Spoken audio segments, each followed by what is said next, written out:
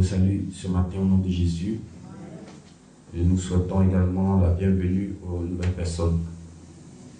Ce matin, nous allons encore nous entretenir avec la parole de Dieu. La parole de Dieu, comme on a vu hier avec l'homme de Dieu, elle fait du bien. Alléluia. Elle fait du bien.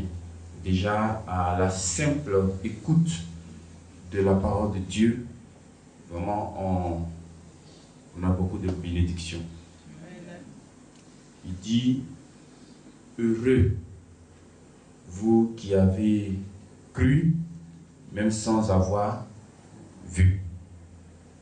C'est vrai que vous n'avez pas vu, mais au moins vous avez entendu. Et ce que vous avez entendu, ça peut provoquer la joie dans votre vie. Amen. Alléluia. Amen.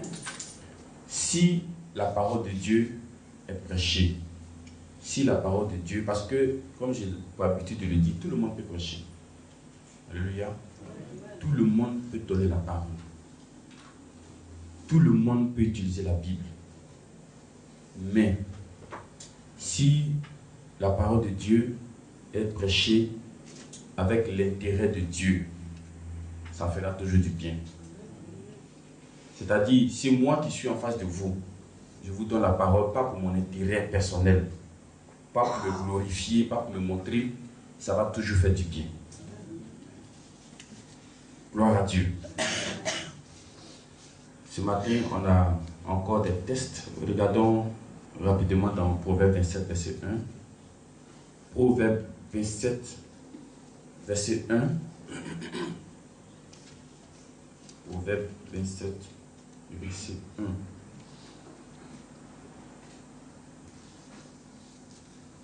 Qu'est-ce que la Bible dit? En Proverbe 27, verset 1. La Bible dit, ne te vante pas du lendemain, car tu ne sais pas ce qu'un jour peut enfanter. Gloire à Dieu. Amen. Voici la parole de Dieu sous nos yeux. Voici la parole de Dieu. Vraiment, quand j'ai lu ce texte encore ce matin, je l'avais lu il y a des années de cela, mais ce matin, quand je l'ai lu, vraiment, je me suis prosterné devant Dieu, je me suis couché devant Dieu, parce que je sais que lui seul a le dernier mot pour chacun de nous. Amen. Gloire à Dieu. C'est Dieu qui gère le temps, les circonstances. Dieu gère tout. Amen. Si tu as peur de deux personnes que de Dieu, vraiment tu as raté ta mission sur la terre. Amen. Quel que soit le village où tu vas rentrer aujourd'hui, quel que soit l'ennemi qui va se présenter devant toi, quelle que soit la situation à laquelle tu fais face en ce moment, il faut toujours voir ce problème-là en bas de Dieu. Amen. Il dit, vous ne savez pas ce que demain peut enfanter. Tu ne sais pas ce qui peut se passer demain. Peut-être même demain, c'est trop dit. Quand tu vas sortir d'ici, tu ne sais pas ce qui va se passer. Amen. Ce soir, tu ne sais pas ce qui va se passer. Amen. Alléluia. Amen.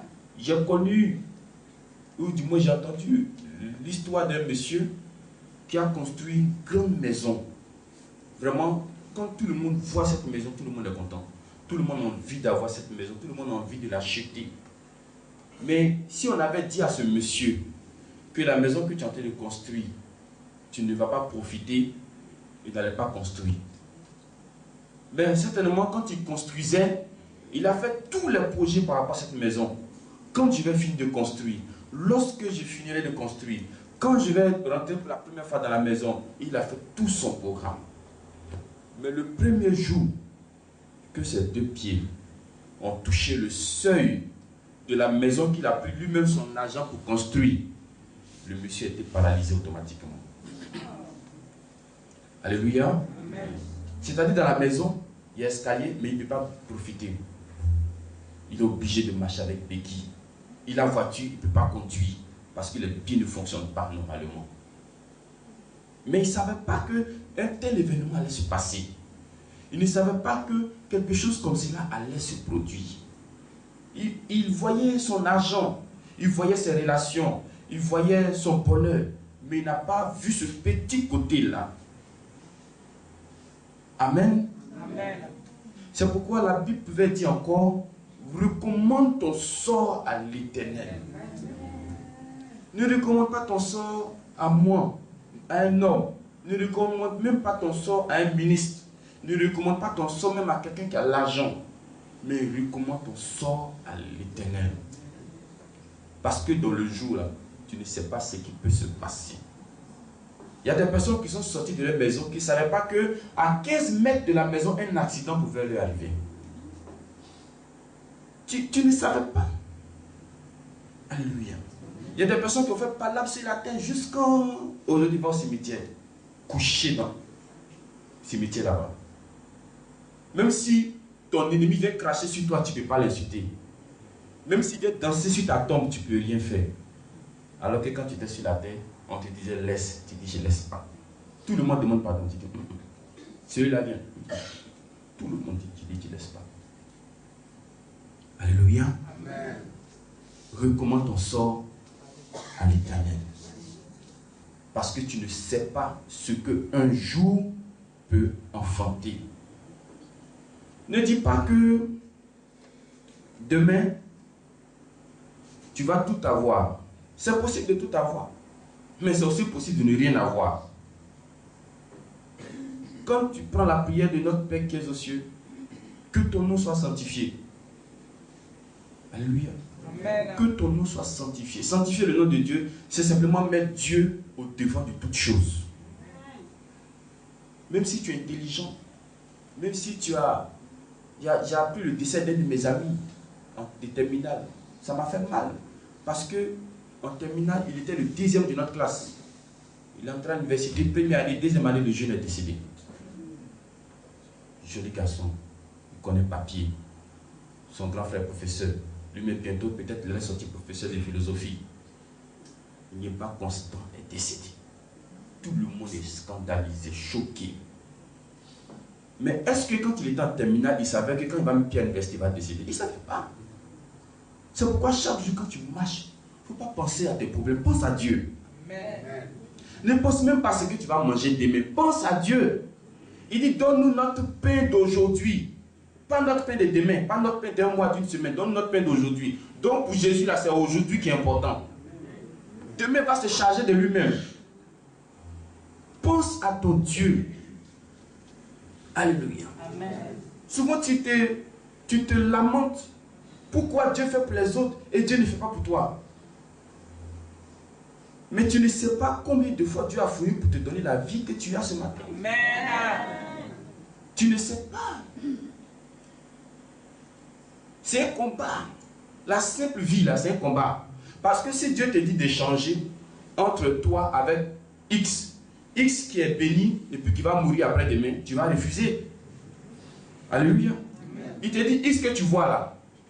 Je lui donne tout et d'ici vendredi il meurt.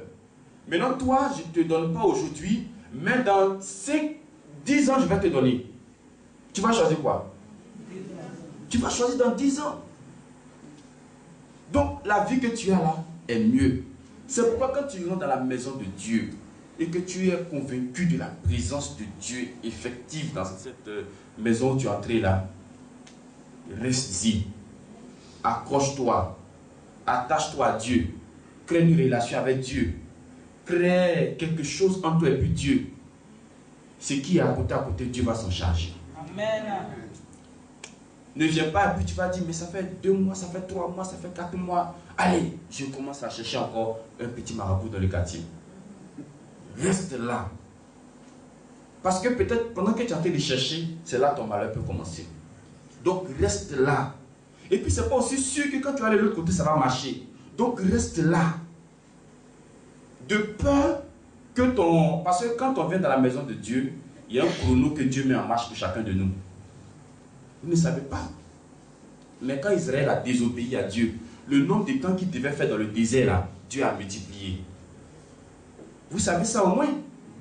Alléluia. Amen. Donc quand tu viens dans la maison de Dieu, tu as ton chrono, tu as ton temps, j'ai mon temps, tu as ton jour, j'ai mon jour, tu as ton mois, j'ai mon mois. Je ne me plains pas de ton mois, je ne me plains pas de ton chrono. Si ton chrono est devant pour moi, ce n'est pas grave. De toutes les façons, mon aiguille, la pile n'est pas morte. Donc ça tourne. Alléluia. Amen. Mais si je mets le découragement, si je mets la peur, si je désiste, si je me retire, si j'abandonne, tu t'en vas, non? Quand tu reviens, la chrono à 0. Tu dis non? C'est pas faire des mots, hein? Ça, ce ne sont pas des choses que quand tu rentres dans l'église, tu vois ça facilement, elle est nue. Ce sont des choses, quand tu lis la Bible, tu comprends. Parce que si eux, pour une simple désobéissance, au lieu de faire 2 jours dans le désert, ils ont fait 4 jours. Mais c'est ce qui nous arrive aussi. Pour la désobéissance, Dieu allonge les choses. Au lieu qu'il raccourcisse les choses pour toi, ça devient long. Donc je t'en supplie, là où ton chrono est arrivé là, il est au bon endroit. Amen. Donne à ton chrono d'avancer, il ne faut pas vraiment remettre à 0. Amen. 2016 est une bonne année pour toi. Amen. Que chacun veille sur son jour. Amen. Veille sur ton heure. Veille sur ton chrono. Il ne faut pas que quelqu'un, ennemi aussi ne peut pas mettre ça à 0. C'est Dieu qui peut mettre ça à 0. Si tu désobéis à sa voix. Mais si tu es fidèle à la voix de Dieu, tu n'as pas peur. Quel que soit ce que le jour va enfanter, tu n'as pas peur. Quel que soit ce que la nuit va enfanter, tu n'as pas peur.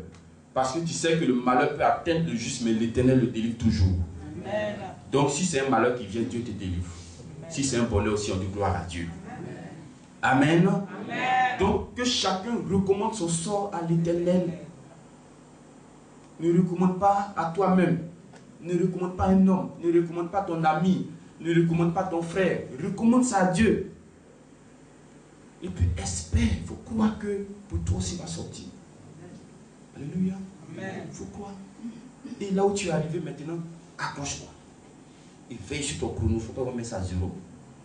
Ben, si tu désobéis un peu, il y a certaines désobéissances qui peuvent ramener ton chrono 2 minutes en arrière. Il y a d'autres désobéissances qui peuvent amener ça 1 jour en arrière. Il y a d'autres désobéissances qui peuvent amener ça 1 semaine en arrière. 1 an en arrière. Alléluia. Amen. Le mieux, c'est que nous restons fidèles à Dieu. Que Dieu nous donne sa grâce ce matin. Amen. Donc, ce que nous venons de lire ce matin, c'est le fils de David qui a écrit ce texte. Salomon. Le proverbe 27, verset 1 que nous venons de lire, c'est Salomon qui a écrit cela. Et quand tu regardes la vie de Salomon, vraiment, c'est parmi tous les rois de la Bible, il fait partie de ceux à qui Dieu a donné plus de sagesse. Donc quand un homme à qui Dieu a donné sagesse met ce genre de choses, il faut vraiment lire avec beaucoup d'attention. C'est aussi un homme, vraiment il était sage pour tout le monde, pour les autres, mais quand il s'agissait aussi d'être sage pour lui, il a manqué le but. Parce que mine de rien, il a eu 1000 femmes. Alléluia. 1000 femmes, ça, c'est pas la sagesse. Comment tu te débrouilles avec les femmes? 1000. C'est pas 10, hein. C'est pas aussi 100, hein. J'ai dit 1000. Et dans les 1000, il y a 300 qui la marient légalement. Maintenant, 700 là, c'est les copines. Donc, à chaque heure, sa copine. Donc, quand un type, quand tu dis, tu ne sais pas ce qu'un jour peut enfanter là, il faut savoir que le lendemain, il y a une qui l'a boxé déjà. Donc quand il voit ça, il dit, mon frère, je te donne un conseil. Si tu prends 3 femmes, tu ne sais pas ce que demain peut se passer. Alléluia. C'est quelqu'un aussi à qui Dieu a donné beaucoup d'argent. Gloire à Dieu. Amen. Mais ne regarde pas seulement que tu as fait comme lui. Hein, parce que lui ne sera pas jugé comme toi. Et ils seront jugés selon l'ancienne alliance. L'Ancien Testament. Nous serons jugés selon le Nouveau Testament. Amen. Alléluia. Donc on ne peut pas dire comme Salomon a pris 1000 femmes. Oh, si j'ai autorisé, après. Il a pris 1000, mais moi, il n'y a pas 5 seulement. 5 seulement. Dieu peut me pardonner par rapport à Salomon. Alléluia. Ce n'est pas la même chose. Donc, que chacun veille sur son jour. Là où tu es venu, tu sais que Dieu agit, tu sais que Dieu se manifeste. Reste, accroche-toi. Attrape ton chrono à main. Ça va marcher. Amen. Que Dieu nous bénisse encore. Amen.